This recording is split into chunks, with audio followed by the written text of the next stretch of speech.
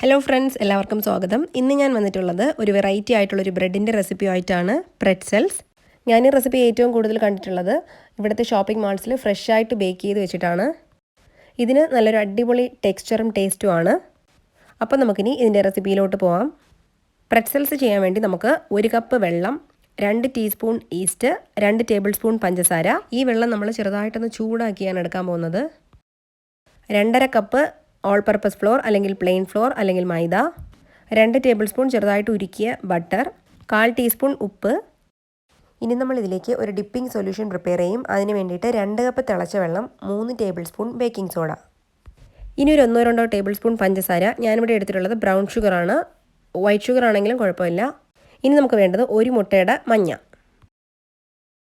ഇനി നമ്മൾ ആദ്യം 1 കപ്പ് ലൂക്ക്വാം വാട്ടർ അല്ലെങ്കിൽ ഇളം ചൂടുള്ള വെള്ളത്തിൽ ഈസ്റ്റ് ഒന്ന് ആക്ടിവേറ്റ് ചെയ്തെടുക്കണം. വെള്ളത്തിൻ്റെ ചൂട് ഒരിക്കലും കൂടിപ്പോകാൻ പാടില്ല. കൂടിപ്പോയാൽ ഈസ്റ്റ് ആക്ടിവേറ്റ് ആവില്ല.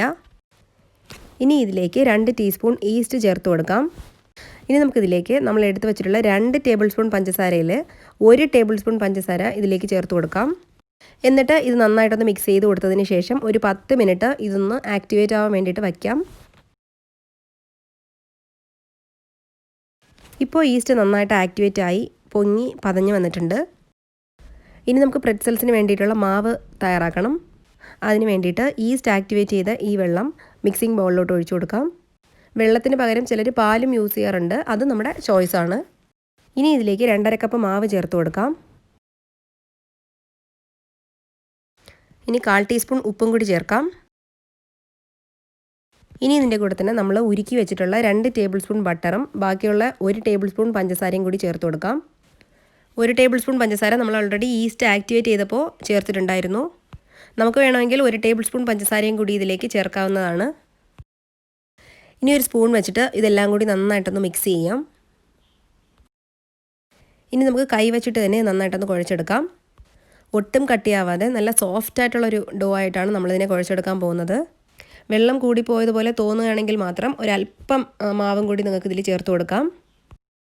നമ്മൾ ചപ്പാത്തിക്ക് കുഴയ്ക്കുന്ന പോലെ തിക്കാവാൻ പാടില്ല. നല്ല സ്മൂത്ത് ആയിട്ടുള്ളൊരു ഡോ ആയിരിക്കണം. ഒരു 2-3 മിനിറ്റ് ഇതുപോലെ കുഴച്ചെടുത്തതിന് ശേഷം വർക്ക് ടോപ്പിൽ ഒരല്പം മാവ് സ്പ്രെഡ് ചെയ്ത് കൊടുത്തതിന് ശേഷം വീണ്ടും നന്നായിട്ടൊന്ന് കുഴച്ചെടുക്കാം. ഒരു 3-4 മിനിറ്റ് വീണ്ടും നന്നായിട്ട് ഇതുപോലെ കുഴയ്ക്കണം. ഇപ്പോൾ ഈ മാവ് നല്ല സ്മൂത്തായിട്ട് ഞാൻ കുഴച്ചെടുത്തിട്ടുണ്ട്. ഇനി ഇത് ഒരല്പം എണ്ണ സ്പ്രെഡ് ചെയ്ത് കൊടുത്ത് ബൗളിലോട്ട് വെച്ച് 1 മണിക്കൂർ റെസ്റ്റ് ചെയ്യാൻ വയ്ക്കാം. 1 മണിക്കൂർ കഴിയുമ്പോൾ ഈ മാവ് നന്നായിട്ട് പൊങ്ങി വരും. ഇനി ഈ മാവിൻ്റെ മുകളിലോട്ടും അല്പം എണ്ണ സ്പ്രെഡ് ചെയ്ത് കൊടുക്കാം. ഈ മാവ് ഡ്രൈ ആവാതിരിക്കാൻ വേണ്ടിയിട്ടാണ് നമ്മളങ്ങനെ ചെയ്യുന്നത്. ഇനി ഈ ബൗളിൻ്റെ മുകളിലോട്ട് ഒരു ക്ലിംഗ് ഫിലിമോ അല്ലെങ്കിൽ ഒരു തുണിയോ വെച്ചതുപോലെ ഒന്ന് കവർ ചെയ്ത് കൊടുക്കാം. എന്നിട്ട് 1 മണിക്കൂർ കറക്റ്റായിട്ട് റെസ്റ്റ് ചെയ്യാൻ വയ്ക്കാം. ഇപ്പോൾ 1 മണിക്കൂർ കഴിഞ്ഞതിന് ശേഷം ഈ മാവ് നന്നായിട്ട് പൊങ്ങി വന്നിട്ടുണ്ട്.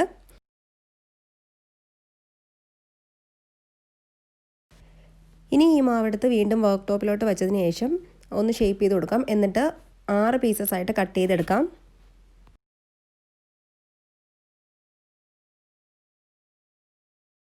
ആദ്യം ഇതിനെ പകുതിയായിട്ട് മുറിക്കാം.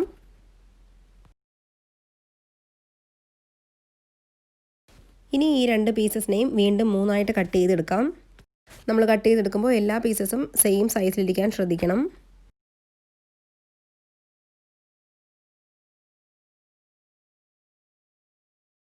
ഇപ്പോൾ നമ്മൾ മാവിനെ 6 പീസസായിട്ട് കട്ട് ചെയ്തിട്ടുണ്ട്. ഇനി നമുക്ക് ഈ പീസസിനെ ബോളായിട്ട് ഉരുട്ടിയെടുത്തതിന് ശേഷം പ്രെറ്റ്സൽസിൻ്റെ ഷേപ്പിലോട്ട് കൊണ്ടുവരാം. മാവിൻ്റെ ഒരു പീസ് എടുത്ത് നമ്മൾ നല്ല നീളത്തിൽ നന്നായിട്ടൊന്ന് റോൾ ചെയ്ത് കൊടുക്കാം. മാവ് നല്ല സ്മൂത്തായിട്ടും എലാസ്റ്റിക് ആയിട്ടും ഇരിക്കുന്നത് കൊണ്ട് നല്ല ഈസി ആയിട്ട് തന്നെ നമുക്കിതിനെ റോൾ ചെയ്തെടുക്കാൻ പറ്റും.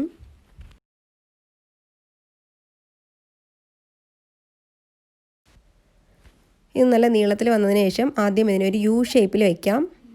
ഇനി ഇതിൻ്റെ 2 എൻഡ്സിനെയും പിടിച്ച് ഒന്നിൻ്റെ മുകളിൽ ഒന്നായിട്ട് ക്രോസ് ചെയ്യാം. എന്നിട്ട് വീണ്ടും ഒരിക്കൽ കൂടി ക്രോസ് ചെയ്തതിന് ശേഷം ഒരു നോട്ട് പോലെ ഇടാം. എന്നിട്ട് 2 അറ്റത്തിനെയും പിടിച്ച് ഇതിൻ്റെ മുകളിലോട്ട് കൊണ്ടുവന്ന് ഒന്ന് പ്രസ് ചെയ്ത് കൊടുക്കാം. എന്നിട്ട് നമുക്ക് ഈ 3 ഹോൾസും കാണുന്ന പോലെ നന്നായിട്ടൊന്ന് ഷേപ്പ് ചെയ്ത് കൊടുക്കാം. ഇതിപ്പോൾ റെഡി ആയിട്ടുണ്ട്. ഇനി ഇതുപോലെ തന്നെ ബാക്കിയുള്ള മാവ് നമുക്ക് പ്രെറ്റ്സൽസിൻ്റെ ഷേപ്പിൽ റെഡിയാക്കി എടുക്കാം. റോൾ ചെയ്ത് യു ഷേപ്പിലോട്ട് ആക്കിയതിന് ശേഷം ഇതുപോലൊരു നോട്ട് ഇട്ട് കൊടുത്തതിന് ശേഷം എൻഡ്സ് മുകളിലോട്ടാക്കി ജസ്റ്റ് ഒന്ന് പ്രസ് ചെയ്യണം. അത്രയേ ഉള്ളൂ.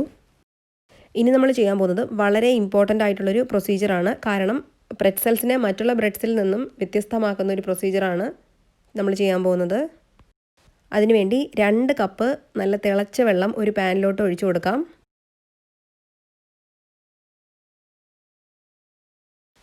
ഇനി നമുക്കിതിലേക്ക് ഒരു 3 ടേബിൾ സ്പൂൺ ബേക്കിംഗ് സോഡ ചേർത്ത് കൊടുക്കാം. എന്നിട്ട് ഇത് നന്നായിട്ടൊന്ന് മിക്സ് ചെയ്യാം.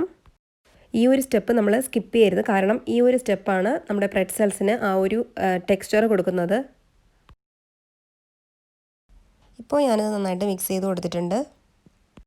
ഇനി നമുക്ക് ഓരോ പ്രെറ്റ്സൽസ് ആയിട്ട് എടുത്ത് ഈ ബേക്കിംഗ് സോഡ സൊല്യൂഷൻ്റെ അകത്ത് ഇട്ട് കൊടുക്കാം. എന്നിട്ട് ഒരു 30 സെക്കൻഡ്സ് ടു 1 മിനിറ്റ് വരെ നമുക്ക് വെയിറ്റ് ചെയ്യാം. നമ്മൾ ഓവനിൽ വെച്ചിട്ടാണ് ഈ പ്രെറ്റ്സൽസ് ബേക്ക് ചെയ്തെടുക്കാൻ പോകുന്നത്. അതിനുവേണ്ടി ഒരു ഓവൻ ട്രേയിലോട്ട് ഒരു അലുമിനിയം ഫോയിലോ അല്ലെങ്കിൽ ബേക്കിംഗ് ഷീറ്റോ വെച്ച് കൊടുക്കാം. എന്നിട്ട് ഇതിലോട്ട് അല്പം ഓയിൽ നന്നായിട്ട് സ്പ്രെഡ് ചെയ്ത് കൊടുക്കാം. ഇപ്പോൾ 1 മിനിറ്റ് കഴിഞ്ഞിട്ടുണ്ട്. ഇനി നമ്മൾ ഡിപ്പ് ചെയ്ത് വെച്ചിട്ടുള്ള പ്രെറ്റ്സൽസ് ഇതിൽ നിന്നും എടുത്ത് മാറ്റാം. എന്നിട്ട് ബേക്കിംഗ് ട്രേയിലോട്ട് അതിനെ മാറ്റാം.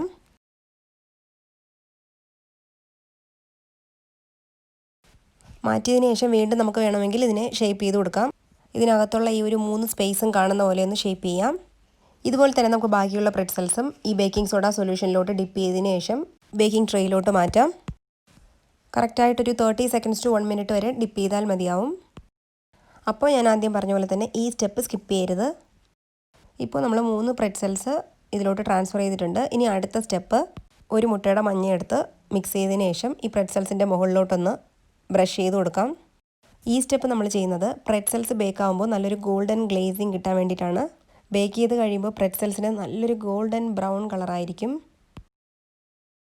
ഇപ്പോൾ ഇതിവിടെ റെഡി ആയിട്ടുണ്ട്. ഇനി നമുക്കിത് ബേക്ക് ചെയ്തെടുക്കണം. 230 ഡിഗ്രി സെൽഷ്യസിൽ 10 മിനിറ്റ് പ്രീ ഹീറ്റ് ചെയ്ത ഓവനിൽ വെച്ചിട്ടാണ് നമ്മളിത് ബേക്ക് ചെയ്യാൻ പോകുന്നത്. ഫാരൻഹീറ്റിൽ പറയുമ്പോൾ 450 ഡിഗ്രി. അപ്പോൾ ഇതിൻ്റെ ബേക്കിംഗ് ടൈം എന്ന് പറയുന്നത് 10 to 12 മിനിറ്റ്സ് ആണ്. ഇപ്പോൾ ഒരു 12 മിനിറ്റിന് ശേഷം നമ്മുടെ പ്രെറ്റ്സൽസ് നല്ലൊരു ഗോൾഡൻ കളറിൽ ബേക്കായി വന്നിട്ടുണ്ട്. ഇനി നമുക്കിത് ചൂടായിട്ടിരിക്കുമ്പോൾ തന്നെ ഇതിൻ്റെ മുകളിലോട്ട് അല്പം ബട്ടർ നമുക്ക് ബ്രഷ് ചെയ്ത് കൊടുക്കാം.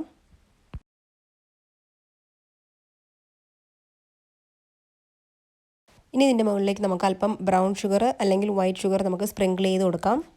ഏതായാലും കുഴപ്പമില്ല. ബാക്കിയുള്ള 3 പ്രെറ്റ്സൽസിനെയും ഞാൻ ഇതുപോലെ തന്നെ ബേക്ക് ചെയ്തെടുത്തിട്ടുണ്ടായിരുന്നു. അപ്പോൾ നമ്മുടെ പ്രെറ്റ്സൽസ് ഇവിടെ റെഡി ആയിട്ടുണ്ട്. കാണുമ്പോൾ തന്നെ അറിയാം നല്ല ഗോൾഡൻ കളറിൽ നല്ല ഭംഗിയായിട്ടുണ്ട്. അതുപോലെ തന്നെ കഴിക്കാനും നല്ല ടേസ്റ്റാണ്. അപ്പോൾ തീർച്ചയായിട്ടും നിങ്ങളിത് ട്രൈ ചെയ്ത് നോക്കണം. നിങ്ങൾക്ക് ഈ വീഡിയോ ഇഷ്ടപ്പെട്ടെങ്കിൽ പ്ലീസ് ലൈക്ക് ചെയ്യുക, ഷെയർ ചെയ്യുക, സബ്സ്ക്രൈബ് ചെയ്യുക. കൂടെ തന്നെ തൊട്ടടുത്തുള്ള ബെല്ലൈക്കണം ക്ലിക്ക് ചെയ്യുക. Thank you. അപ്പോൾ മറ്റൊരു അടിപൊളി വീഡിയോ ആയിട്ട് വീണ്ടും കാണുന്നത് വരെ ടാറ്റാ, ബൈ.